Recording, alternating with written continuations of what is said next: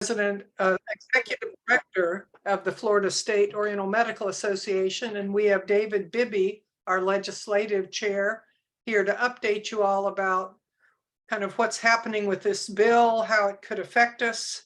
And apologies for being a little late when David's working in the clinic. Sometimes patients don't always leave when you think they're going to. So thank you, David.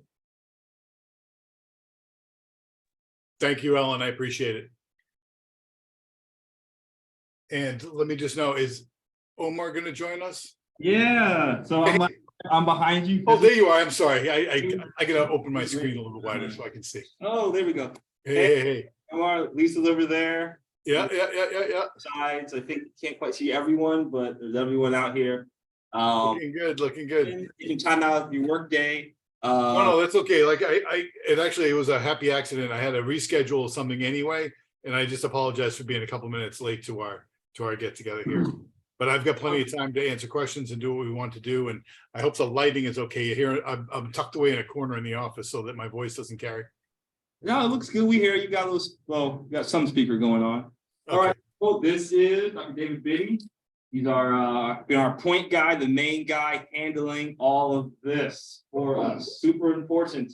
Who here, general show of hands, even knows what this bill is about? Okay, it's not bad. Okay, how many people here are a little nervous about what you think the bill is about? All right, now that they're all nervous. Right. So I was going to say real quick, I'm a fellow graduate of FCIM, class of 32, graduated in 2011. And I've been here in practice in Crystal River, which is sort of due west of Orlando on the Gulf, and been here for 13 years. And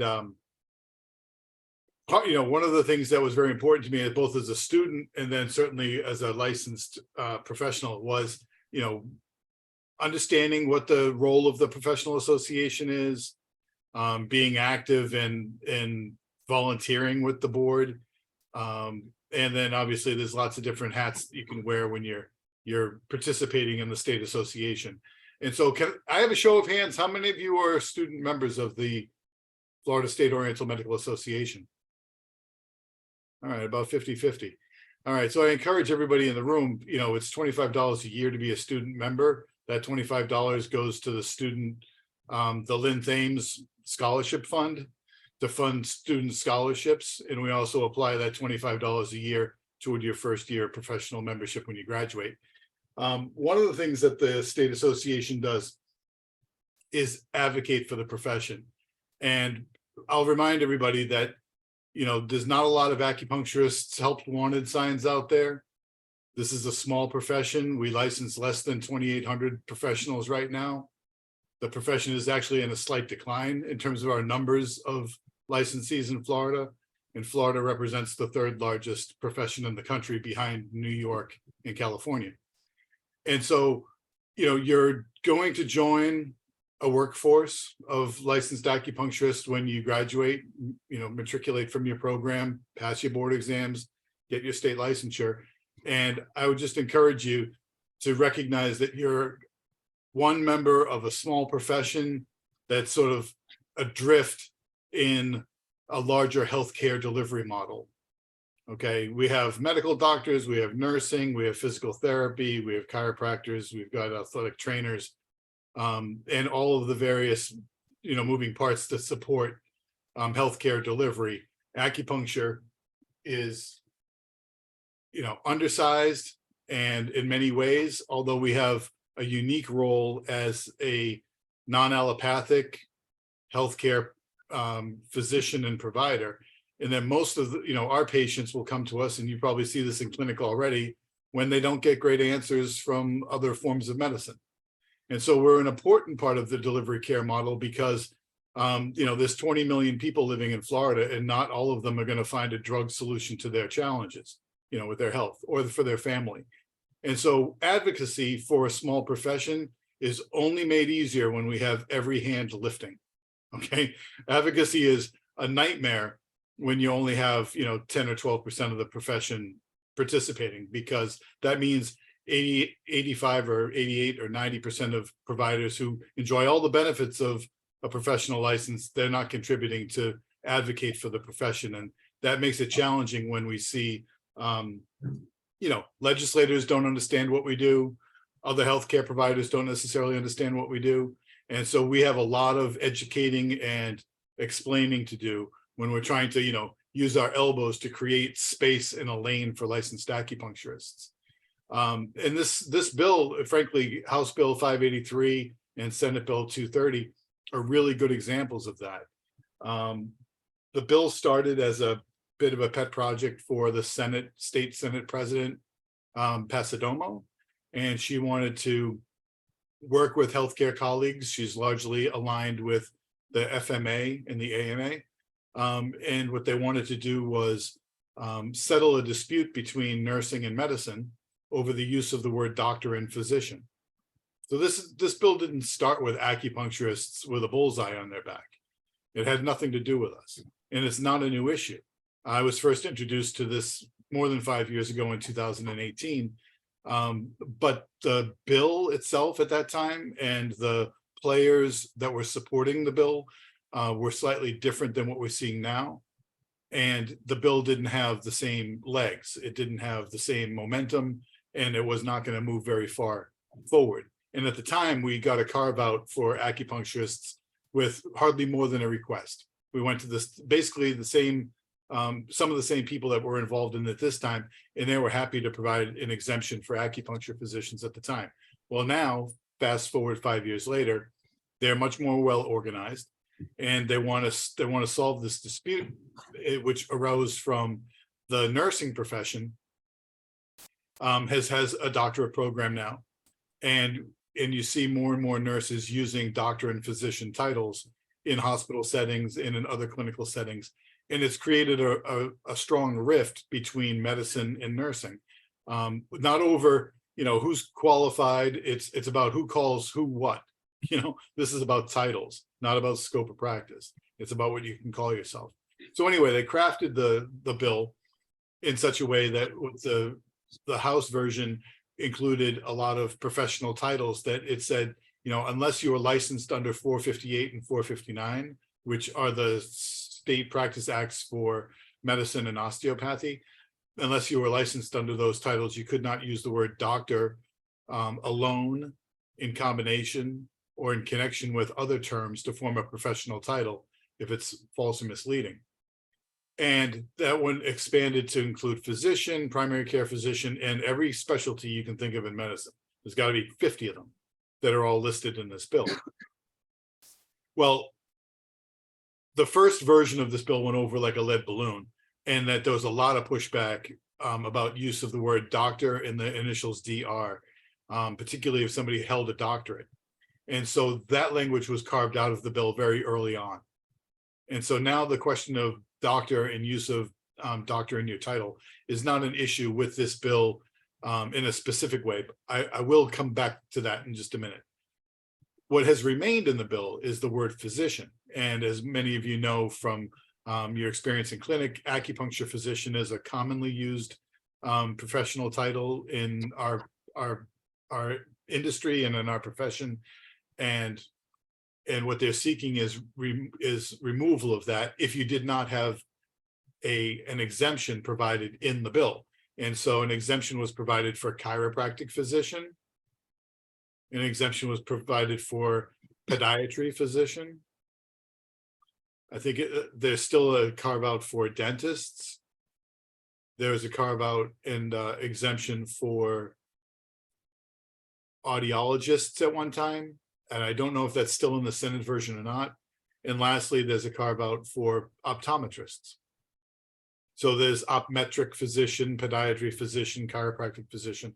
All of these are allowed, but we've been working throughout the session, both through surrogates and lobbyists, as well as in person with the sponsors of the bill, to include an exemption for acupuncture physician, but they won't take it. And mostly the reason why they won't take it, what they say publicly and what they really mean are not necessarily always the same thing. but basically it's, you know, somebody has to lose. You know, in other words, if everybody gets a carve out, then maybe nobody needed a carve out or needed an exemption. And so there has to be winners and losers in this. And right now, they refuse to let acupuncture physician exist as a professional title under the exemptions that they provide in the bill. So I don't want to confuse the issue. That's the heart of why this bill was important, why it needed a lot of support from the profession and from patients and everybody else, because the bill that's being introduced, and just quickly, a little civics lesson, bills are introduced to either create or change existing laws. Okay. And so in this instance, it's a bill that's going to change the existing laws under chapter 456. Does anybody know what chapter 456 is? No. Okay. So in Florida, acupuncturists are regulated under 3 separate laws, 2 laws and 1 rule. It's chapter 456 is the general occupation for healthcare statutes. These are the statutes that apply to every licensed healthcare practitioner in the state, whether you're a medical doctor, a nurse, physical therapist, PT, chiropractor, massage therapist. You know, 456 is the General Provisions Act. 457 is the actual Practice Act for acupuncture. You can look up FS 457 and you can read all the various things that apply specifically to acupuncturists. Well, the bill that was being introduced here it makes a specific change to 456, the general provisions. It applies to all licensed healthcare practitioners. And so when you make changes to 456, our profession would really benefit from having an exemption provided there, because it's outside of our own Practice Act. You know, our own Practice Act speaks directly to acupuncturists and acupuncturists only. But when there's changes to the general provisions and you're left out of it, that can be problematic in other ways for us, that are unrelated to titles, unrelated to the issue in 2023. But specifically, as it comes to the acupuncture physician title, we would like explicit preservation of use for that title. Now, the reason I say we want it done explicitly is because under the Board of Acupuncture rules, okay, which is, I told you we have 2 laws and 1 rule group, 456, 457 of the statutes, and the rules for Florida under the Board of Acupuncture come under Florida Administrative Code 64B1, and specifically it comes under advertising, is the explanation for what titles we can use in our profession. And so if you have a few minutes, you might just jot down 64B1 7.009, and that is the statute or the language specifically that refers to what is permissible in advertising for licensed acupuncturists. Because as a licensed practitioner, you'll want to know what you can and cannot put on your front door, and that's where you'll find it. Okay. Well, the Board of Acupuncture defined both AP for acupuncture physician and the word acupuncture physician in 64B1 7.009. And they did that in 2006. So it's not a new thing. Okay. Use of the title acupuncture physician has been used since the 80s in Florida. It was codified in 2006 under Florida Administrative Code, and nobody's had any problem with it since, except for 3 weeks ago, or 2 months ago. So the bill that we're dealing with here is in its very final stages, and there's some conflict between the state Senate and the state House on the final version of this bill, which has nothing to do with acupuncturists specifically, but they do have some internal dispute about how that bill should look when it's complete. And so it's, when I say it's near its final stages, it'll be voted on probably in the next 24 to 48 hours, and it'll likely pass. And so what does that mean for acupuncturists? Is that instead of us having a carve out or an exemption, however you want to phrase that, that specifies use of acupuncture physician for acupuncturists licensed under 457 in Florida. Now we have to answer that question in a different way because it's not expressly provided in this bill. And so the answer is one of two things. One is we can get a legal opinion from the Attorney General, we can get a legal opinion from the Assistant Attorney General, or we can get a declaratory statement from the Board of Acupuncture.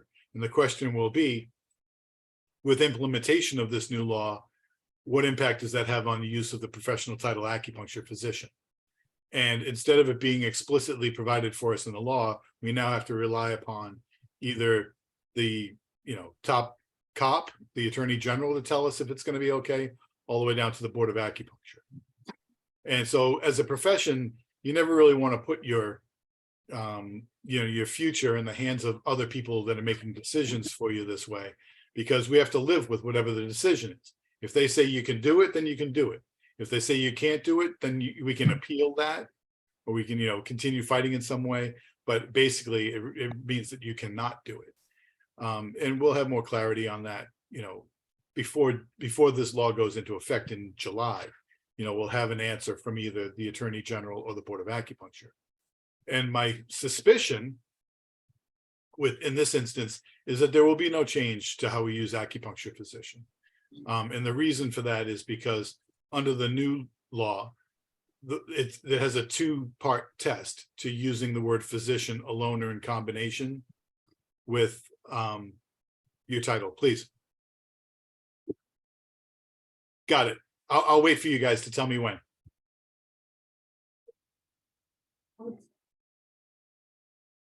Just a second, Mike.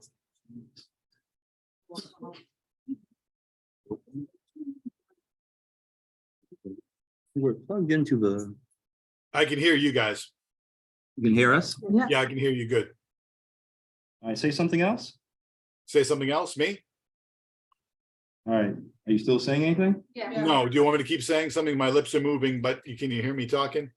Oh, this is as high as this one goes. This can be loud, very loud. Yeah, the audio is perfect. I can hear just about anything in that room. Let me see if I can make the audio a little bit louder. Yeah, this one.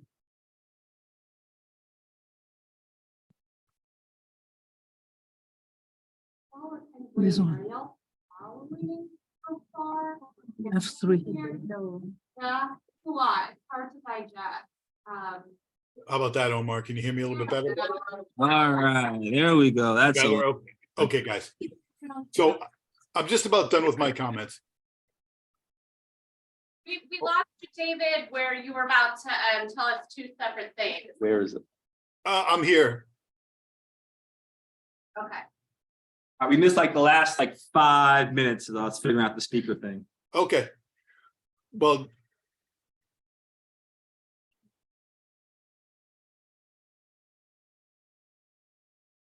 bum, bum, bum, bum. Hey, how are you? Good to see you. Nice to see you too.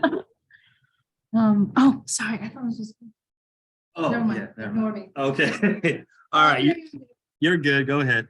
Okay, guys, thanks so much. I apologize for the distraction. I think I was saying that no matter what happens with the existing bill, our fight, there's a state association is advocating, we want the greatest clarity, and we want to be something to be expressed in the most broad way possible, so that our colleagues, other healthcare professionals, law enforcement, everybody understands exactly what we can and cannot do. That's why it was so important for us to look for an amendment to this language, because if it doesn't change the way we do our titling, there's certainly now a little bit of a shadow of doubt in terms of what's expected and what's available to us. And so we're going to pursue that. And like I say, either from the State Attorney General's office or from the Board of Acupuncture, whichever makes the most sense. And my expectation is that we're going to be able to continue using those titles without any issue. But Can you clarify? I don't think they heard the language in the bill with the two things you have to pass. okay. Thank you, Ellen. Okay. And the reason I say that is because when you read both the Senate and the House version of this bill, there's a two-part test with what's in terms of determining what's prohibited. It's one is that you cannot use the word physician alone, in combination or in connection with other terms to form a professional title. And the second part of that is that you cannot do it in a false or misleading way. And so from a legal standpoint, we can make the argument that use of the term acupuncture physician in of itself is self-explanatory. It's not false, deceptive, or misleading. And the Board of Acupuncture provides, under the advertising rule that I described to you before, specific language that says, you know, in the clearest terms possible, it is not false, misleading to use acupuncture physician in your advertising for professional title. And so with all of those things being said, it's obviously, it would be clearer and better for the profession if we had the amendment and it was included in this new language that's going to go into 456. But just because it's not there doesn't mean we don't have grounds for, you know, a legal argument to make the case that our continued use of those titles is going to be acceptable in Florida. So I hope that explains a little bit of the background and, you know, where we are at currently with the legislation and what our plans for next steps are should it go through. And so Omar, you guys are in the room, and I apologize. Ellen, I think you're sharing screen, so I can't see the group the way I could before.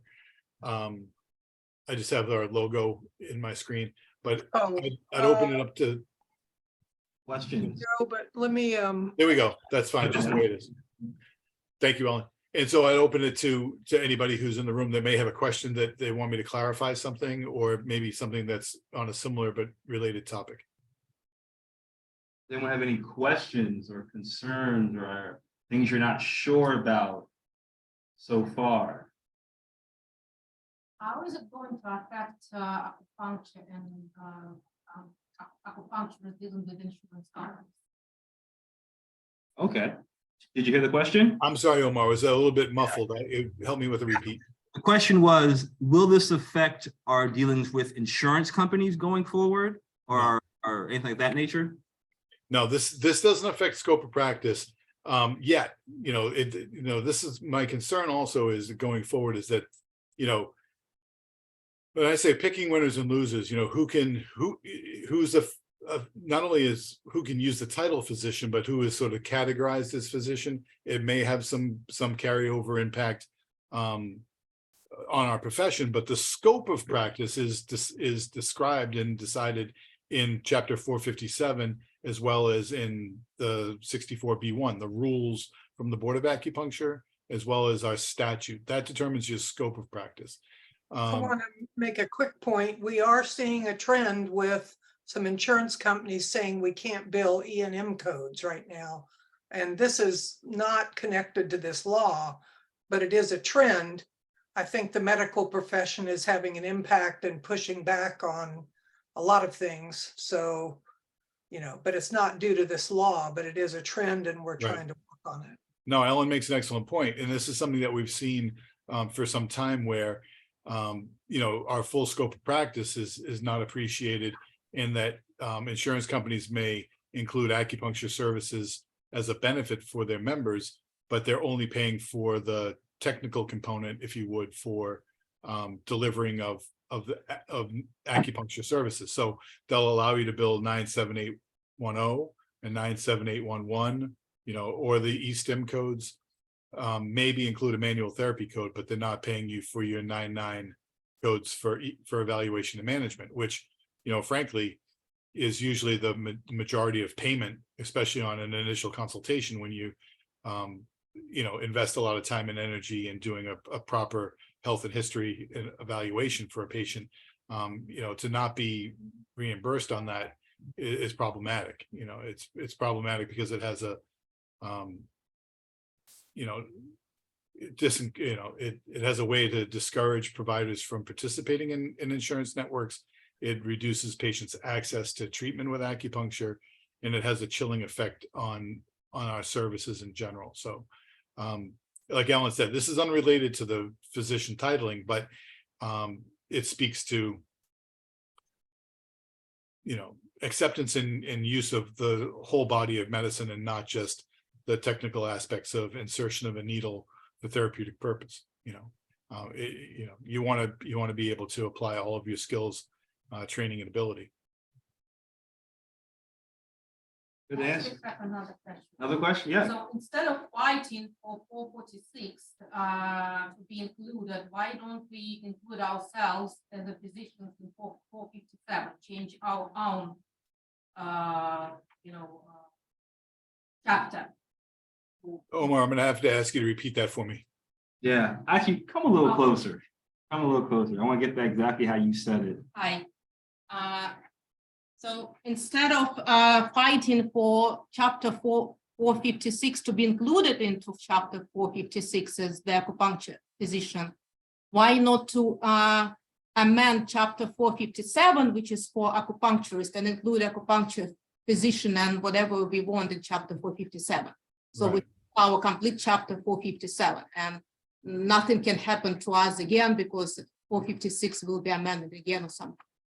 Yeah, it's an excellent question. So, the remedy for a problem like titling, for us at this point is an amendment to 457. But you have to also realize that 457 hasn't really been updated since 1998. There may be one or two little things that were changed after 1998, but the Practice Act is more than 20 years old. And so the state association has been working with our attorneys for prior to the beginning of this session, actually starting last year, to look at a number of things that need to be updated in 457 to help provide some benefits for us. Titling is one of them. And again, that just kind of came to the forefront in February, but we were looking at other discussions about maybe inclusion of acupuncture assistant, inclusion of direct or general supervision that licensed providers can offer, as well as clarification on prescribing authority for AIT. And so there's a lot of that needs to be considered with 457. But what I would suggest is if you're not familiar with that process, I'll tell you briefly what's involved now. Is to opening your Practice Act requires, similar to what we just experienced with the Senate version of this bill that we've been talking about in the House version. We're going to have to introduce a bill to change existing law. That's what the bills are for. And what we want to do is change chapter 457 to make these updates and edits that we think are important. And so we're going to need a legislative sponsor in the Senate. We're going to need a legislative sponsor in the House. We're going to need probably 4 to 6 key legislators that can support the sponsors, because that process involves drafting that language and then having it presented through 3 committees on either side of the House and Senate, and ultimately agreed upon and ratified by the whole state legislature. The costs involved, typically, I think you should know, there's no secret. I don't mind talking about what things cost, because we need every single licensee, every single student, school, patient, stakeholder that has any particular benefit from acupuncture to be mindful that they need to be contributing financially to that effort, because we spend roughly this year $50,000 on lobbying alone. Next year, that'll probably move to something closer to 80,000 to have proper lobbying support, as well as sponsors in the legislature who are going to handle this bill. They need campaign support. We want to make sure that they understand that they're robustly defending our ability to move forward. That'll be probably somewhere in the order of another $50,000, and the total price tag for updating 457 is around $125,000. That's for 1 year. And typically an update to your statute is a multi-year process, because you're going to get some support, but not all the support you need. There's going to be changes along the way. There's going to be negotiations with the Board of Medicine, the Board of Pharmacy, the Chiropractic Board, the Nursing Board. Anybody that has something that they want to provide input on has to be managed and dealt with. And so if we get done in 1 year, that 125,000 is relatively cheap. But if it turns into a 2 or 3 year process, this could top, something in the 250 to 375 range to get, chapter 457 updated. Now, granted, we haven't, as a profession, taken and those investments and done that in the last 20 years, but mostly because the public was well protected and the Practice Act pretty much mirrored what was happening in people's offices. And so our original Practice Act was, I think, pretty well crafted. It provided us lots of flexibility to do the things we need to do under the law, but like anything else, it needs to be updated. So to do simple math, if we've got about 2,700 licensees in the state, if everybody contributed $50 to the PAC or to our fundraising effort, that'd be $135,000.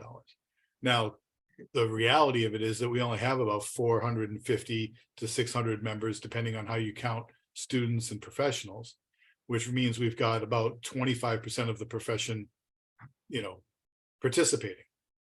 And so how do we get to 125? Because if we don't have the money, there's no point in even having the conversation past October, because it's not going to get done with us standing there with our hat in our hand in Tallahassee saying, please help us change our statute, because that's just not how those things work.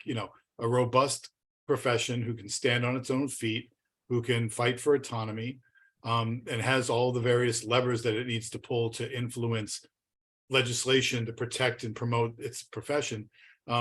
You'll get the desired result, but it can't look like it's done by people that can't get out of their own way.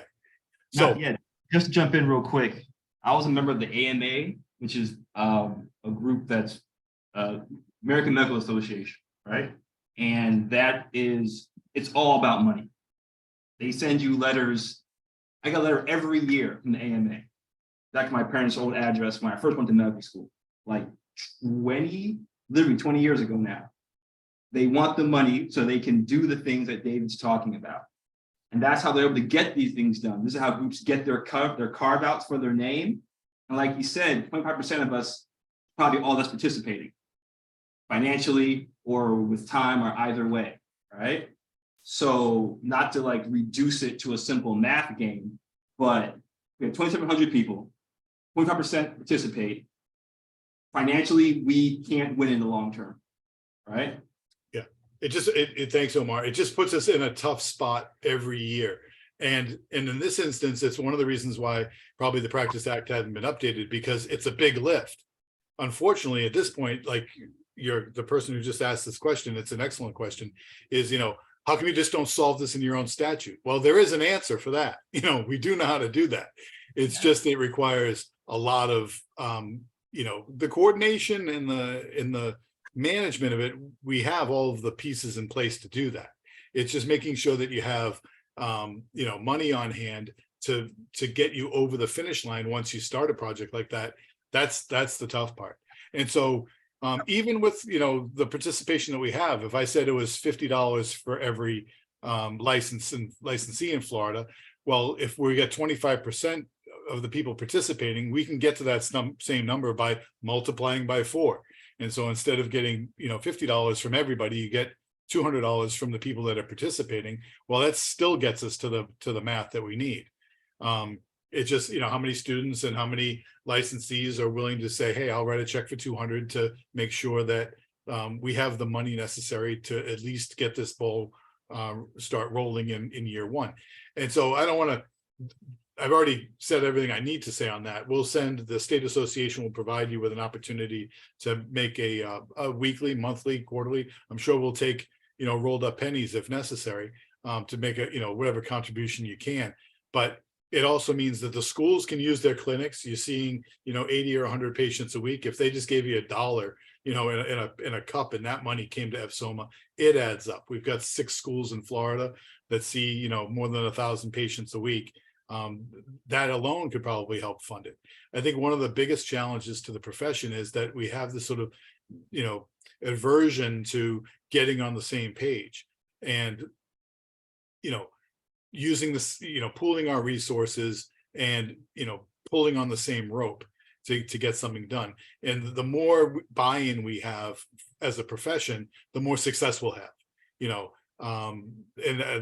Omar's example with the AMA is an ideal one, but we can look to any other profession that has large numbers of licensees, and you look at their ability to help dictate and influence their own best outcomes. They're doing that because they have people that are, you know, paid and in place to mind all of their interests. And here in acupuncture, you have a state association with a volunteer board. We have a expert, you know, paid executive director and communications director, very dedicated and knowledgeable about our profession. The people that are on the board that volunteer, they give, you know, hundreds of hours a year to different things: advocacy, web, you know, publishing, communications, fundraising, membership, all the various moving parts that make the state association function. And so I kind of, if I could reach through the screen and say, you know, as a student, this may all feel, you know, quite remote, in that you have, you know, herb boards that you're considering, and tests for points, and clinic elements that you need to finish, all the things that I experienced as a student too. But I just ask that you leave a little bit of bandwidth, and if you don't have time and energy for it, you know, participate by, you know, considering volunteering in some way, or donate. You know, take my $25, put it into the Lynn Thames Fund. You know, let us use this for continuing the scholarship fund. But it also plugs you into routine communication from the association about various things that are going on. And I just ask that you leave a little bit of bandwidth for that, because, you know, one eye on the books and one eye on the horizon. Because if you stay the course, you know, the things that you're doing now, you know, in, you know, sometime less than 3 years from now, you will be, you know, in an office, you know, working as a licensed acupuncturist, and all of these, you know, discussions will become, you know, more salient and more personal at that point. And so we just ask that, you know, don't wait till the very last minute to be involved. Again, I tend to take too much time talking. If there's more questions, let's use our time that way. And otherwise, I'll let you get back to lunch. I just want to say a couple of things. I've been around a long time, and those who do not remember history are doomed to repeat it. So we did, in my memory, back, I would have to say 2007 or 8, we had an initiative to put doctor in our statute.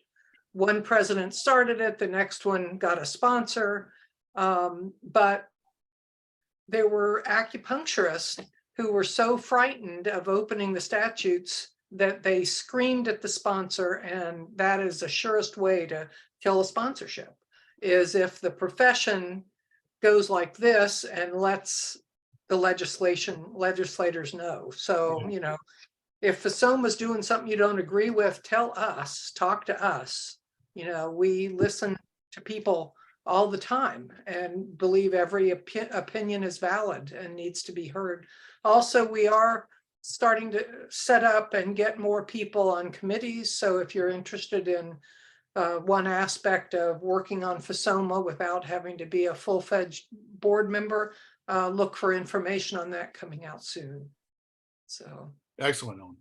Yeah, you know, this is the thing, you know, having some continuity with our messaging, and, you know, people on the same page when it comes to, you know, what are the objectives for a legislative update, and what language do we want to see. I think titling protections are important, and I think, you know, it's high time that we help, you know, provide clear language that titling should be commensurate with, you know, education and training. And so we have licensed acupuncturists, acupuncture physicians, doctors of various forms of acupuncture and oriental medicine, both here in Florida and elsewhere around the country. And, you know, there should be a safe landing spot where everybody knows how they can best legally identify their professional title based on their training. Yeah, any other questions, concerns, ideas, notions? So in summation, can we still use the term doctor with our last name after it? If you have a doctorate. But otherwise we cannot. I would say this, you know, it's an excellent question, Omar. And I think that this should really the profession needs to understand why this legislation was created in the first place. And even though it wasn't pointed at us, it was pointed at other providers who were working in treatment settings, who were advertising doctoral credentials when they did not possess a doctorate degree. Okay. I mean, there are a number of reasons why that is not professional, up to and including the fact that now we have a more of a two-tier profession than we did, you know, a decade ago or 2 decades ago, when there was a minority of people with a doctoral degree. Now, you know, nationwide, the statistics are something like 4 in 10 acupuncturists have been awarded a doctoral degree.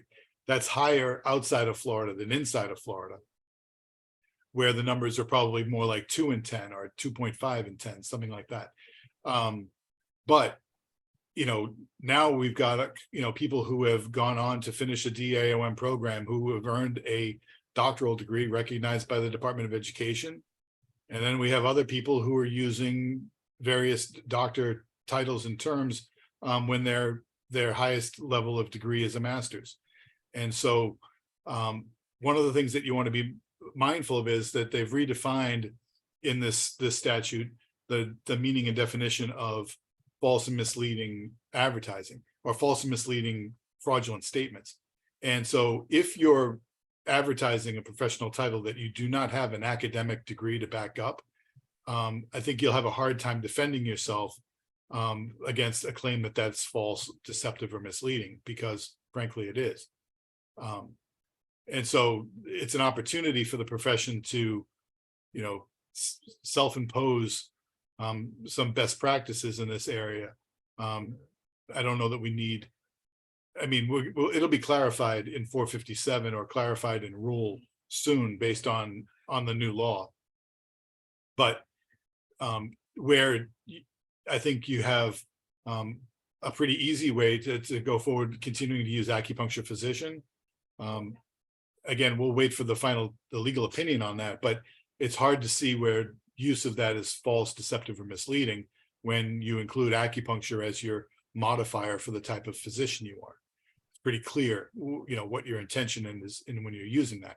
If, on the other hand, I went around calling myself Dr. David Bibby, introducing myself at parties that way, and advertising to patients that way, and somebody says, so where did you finish your doctorate? And I tell them that I didn't. You know, I got my master's at FCIM in 2011, and I haven't been back to school since. I think, you know, everybody would be looking at me like that was a little unusual. You know, it's certainly, you know, it's something that I think would be embarrassing. You know, you wouldn't want to be pointed out in that way. So again, these are my own personal opinions on it. The Board of Acupuncture is the only body that regulates, you know, the practice and profession of acupuncture outside of the Department of Health and FDLE, law enforcement. So I'll leave it to them to ultimately, you know, decide and discipline people one way or the other. But I think that if you were to interpret what's the change with the new law, if it goes into effect, is that any titling or abbreviations or designations that you use with your name, it's pretty clear now that you have to have the educational degree awarded to support use of those titles. And if you're doing it and you don't, and that you may be somebody who's brought up for closer scrutiny for using false and deceptive or fraudulent, misleading advertising. Okay. So acupuncture physician behind your name or doctor of Oriental medicine behind your name will probably work, but DR in front won't unless you have a degree that's a doctoral. Is that? You know, I think use of doctor, whether it's DR or doctor of Oriental medicine, right now, you know, is problematic.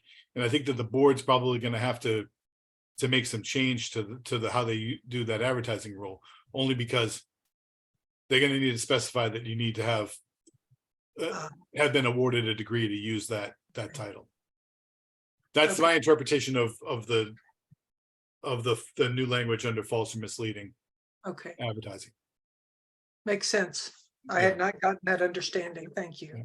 So for our new graduates, it sounds like we're using acupuncture physician after your name. Yep. I'm That's telling you, it's so the short version is, and like I say, my own version of best practices. If you don't have a doctorate degree, don't put doctor in front of your name. Don't put doctor in your professional title. Okay. Don't roll the dice. Do it, not worth it. Excellent. Any other questions? Clarification? There we go. And I say that only because I think, it could come under scrutiny. And like I say, it won't be the state association that you're going to hear from on this. This is not our area of enforcement. It'd be somebody from, Florida Department of Law Enforcement, or, one of their agencies, the DOH, the Board of Medicine. It could be the Board of Acupuncture, someone like that, is, they're the people, they're the only people that can provide enforcement or discipline on those types of things. I'm just saying that from a best practices standpoint, if you want to avoid that trouble, just avoid it. Okay, we have a question. Please. Yes, I think they changed the law to limit the range of the doctors. The purpose is for the insurance money, right? They want the insurance money satisfy the Western medicine doctor. They don't want the other, like the acupuncture, the chiropractic doctor, who use the money of the insurance pool. Is that correct? No, I don't necessarily see it that way. I mean, I think there's always sort of a financial tension, between, medical doctors and everybody else, because there's only so much pie, and if everybody is getting, a big slice, then it's less for them. But again, this whole question about titles and use of titles came from an argument between nursing and medicine. It's an argument that started with the doctoral of nursing programs and with the autonomy that's given to the advanced practice registered nurses. And so I think in certain settings, some of the people in nursing were using doctoral titles in a way that made medical doctors uncomfortable, and they've decided that they're going to come crashing down on everybody with this. That's kind of the genesis of where this is coming from. And again, I don't think that this is necessarily going to impact acupuncturists in the short term with regard to insurance billing, whether it's in the VA system or in Medicare Advantage or private insurance, Medicaid, statewide managed plans. They all still have an acupuncture benefit and will still be able to credential with those insurers to provide services. Ellen touched on it earlier, and she said that one of the challenges that our profession has is that we're only recognized for insertion of an acupuncture needle, and in terms of what we're paid for, and we're not paid on E&M codes traditionally, where we invest a lot of time and energy to do a differential diagnosis and a complete health and history. So, that's where the broader aspects of what I describe our profession as non-allopathic physicians. Okay, and the bill is really about allopathy, Western medicine, and Western medicine providers who can use those titles. And so our fight, if you would, is still yet to be had. Like the real argument that we need to have is that when you're reimbursing for acupuncture, you're also reimbursing for traditional Chinese medicine, Oriental medicine, Asian medicine, whatever it is that our system of medicine is that we want to be recognized so that we can do proper differential diagnosis and get paid for that. And that's mostly what medical doctors are paid for. You go for an office visit, they're diagnosing you with one thing or another and making a pharmaceutical, recommendation. And so we're paid on the procedure, but not on the differential diagnosis part. Okay, I don't know whether my feeling is true or not. Before 1 year ago, I Googled the chiropractor doctor. It showed me more than 4 days. The chiropractor doctor along the 41 of the west coast line. But Okay. Last week I Googled again. It only showed me more than 10 chiropractor doctor stay on the Google map. I don't know, the more than 2/3 the chiropractic doctor disappear from the Google map. Okay, that's No, that's okay. I mean, trust me, the chiropractic profession is not declining. I don't know where they went over there on 41, but their numbers are growing. Palmer is pushing out as many chiropractors as they can. Yes, they are. And, and so in chiropractors, they're looking for more and more prescriptive authority.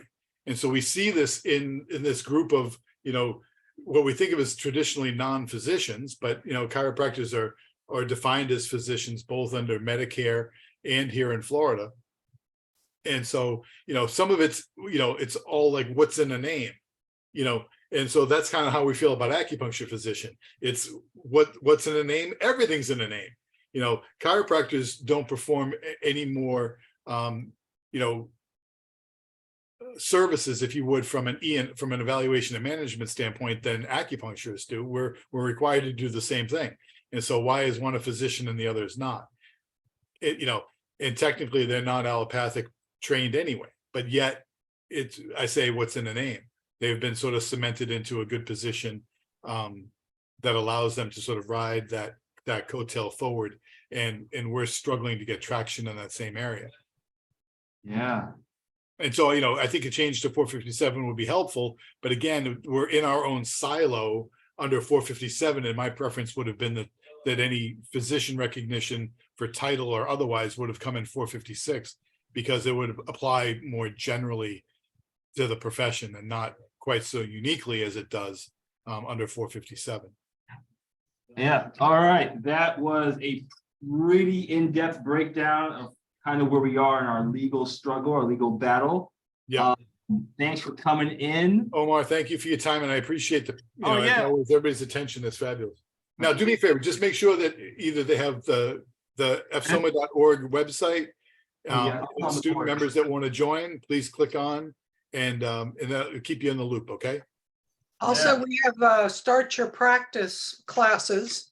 David Bibby did a great one, so that's part of your membership benefit, is you get to look at some of those videos and start planning your practice. Yeah, we do building better businesses, and a lot of the questions that students struggle with, before they actually graduate.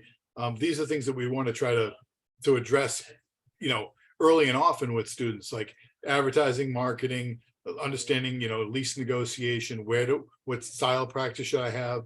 Should I be credentialed with insurance companies? How do I go about doing that?